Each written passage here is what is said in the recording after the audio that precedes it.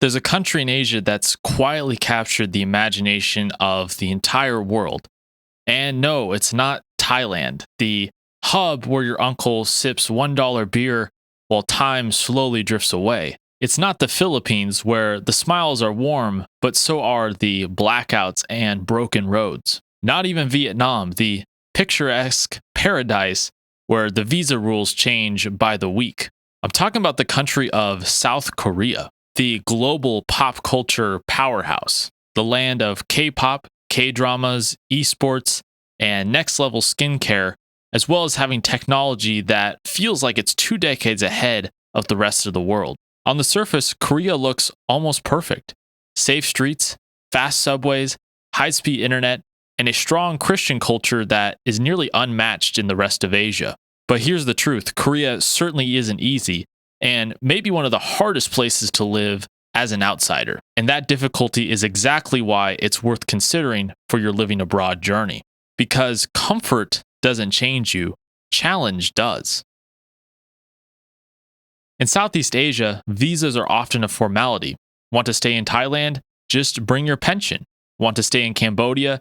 Just make sure your passport doesn't fall apart. For South Korea, it's not so simple. Tourist visas are short, work visas are incredibly strict, and past the citizenship, almost non existent. If you want to stay, you'll have to be working, studying, teaching, or marry a local.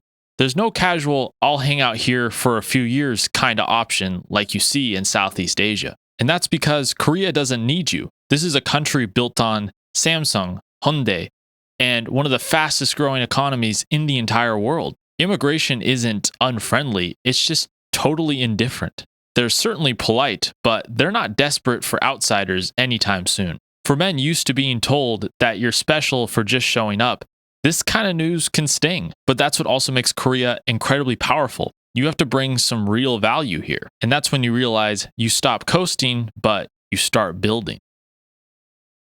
The next wall you'll hit is the language. Or scratch that. The wall that will never go away is the language. At first, Korean looks kind of approachable. Hangul, a very logical and analytic alphabet that's pretty easy to learn. You can read the basic signs after a week, but reading is certainly not belonging in this culture. Because the moment you try to hold a real conversation, the layers start to unfold. Hierarchy, honorifics, and subtleties that you can never learn from a textbook. Every sentence shifts depending on who you're speaking to. A friend, a child, a coworker, an elderly person. It never ends and feels like a revolving door of linguistic chaos. English is studied everywhere, but spoken far less. Walk into a cafe in Seoul and try out your Korean, and you'll simply just hear them respond in English. Why try Korean? We know you're a foreigner. Just speak the language you're good at. Until you put in the work, you'll always be on the outside. The language isn't just about communication here, it's also about respect. And until you can show that respect, you'll always feel that gap. Because language isn't just words to Koreans, it's also about belonging. And then there's the culture. If you expected some sort of beachside, laid-back Asian vibe, you'll be sorely disappointed. Korea is intense. The pace, the pressure, the persistence, it can feel a bit relentless. This is the country of 12-hour school days, corporate hierarchies, and social obligations that run very deep. Workaholism 2.0, built on discipline and raw achievement. Even foreigners can feel it. Social validation isn't handed to you because you come from the West. In fact, it might mean less here than anywhere else. Koreans respect contribution, what you can add to the group. They don't care about your sorry backpacker story from Morocco. That reality filters into everything: dating, church, and relationships between friends. If you can't find a way to adapt, you'll always just kind of hover on the surface. But if you can, Korea can sharpen you like no other place on earth. Because the truth is, pressure either breaks you or it can shape you. Now let's talk about the money. Korea isn't ridiculously cheap like Vietnam or Cambodia, but it's not life-crushingly expensive either, at least compared to most Western countries. In fact, once you settle in, the value might surprise you a bit. A subway ride across Seoul cost about $1. A meal with soup, meat, and rice, and endless side dishes, maybe $5 to $7. Healthcare, world-class and affordable. Yes, rents in Central Seoul can sting, but step outside of Gangnam and you'll find amazing apartments for a third or a quarter the cost of New York and Los Angeles. And here's the key. Korea is not a country to nickel and dime you. The price you see is the price you pay. No tax, no scams, no takebacks. It's not the cheapest country in Asia, but it might be the fairest. For every dollar you spend, you're buying into safety, order, and speed of life. And like many cheap countries, Korea won't make you feel like you're taking advantage of poverty. Here, you're living in a developed nation that stands on its own, and that matters. It's not cheap, it's honest value. Korea may be affordable, but that doesn't stop you from making mistakes when going abroad. You should check out my course. It's a 6-part video course that you can find down below in the description that teaches you how to live abroad and date abroad as a Christian man effectively and not make the same mistakes that I did when I started out doing this. Go ahead and check out that course in the description down below and learn how to get started with your living abroad life. Let's get honest about the dating for Christian men.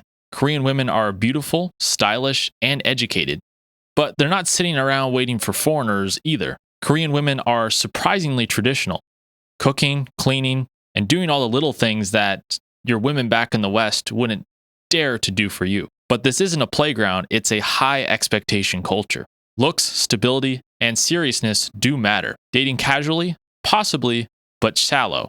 Something serious? Now you're really in for it. If you want to marry here, you're not just marrying one person, you're marrying the entire family, a culture, and often a church. You'll be tested quite a bit before you fit in. That can feel like pressure, but it makes relationships here meaningful because unlike hookup culture, Koreans still value marriage and commitment. This is a country where divorce is basically illegal and you have to find footage of your partner cheating just to get that separation notice. Family still matters, faith still matters, and yes, marriage still matters here.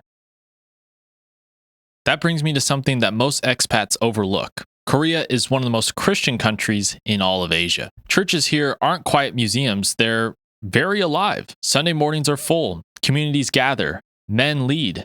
Faith is still growing strong here. In a world where it feels like the West is drifting further from God, Korea hasn't forgotten about that. And for men of faith, that definitely means something because here you can find a community that actually shares your values. Not perfectly, not easily, but certainly genuine. And if you're serious about building your life abroad on more than just an adventure, that makes Korea stand out and certainly worth considering. If the West forgot God, Korea certainly hasn't. I love Korea. It's one of the hardest, fastest, and most demanding places I've ever lived. But it's also alive. It sharpens you. It tests you. It refuses to flatter you.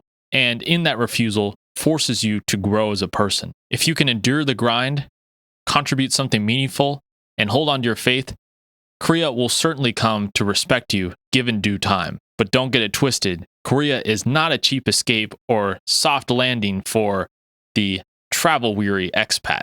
Korea doesn't need you, which is exactly why you might need Korea. So if you're tired of typing on your laptop at 2 in the afternoon by the beach in Bali, maybe you should try hustling and bustling Busan to see if it can sharpen your business skills and tech abilities. I like it here. Korea isn't a place that hates me back. And maybe, just maybe, you'll find the same thing.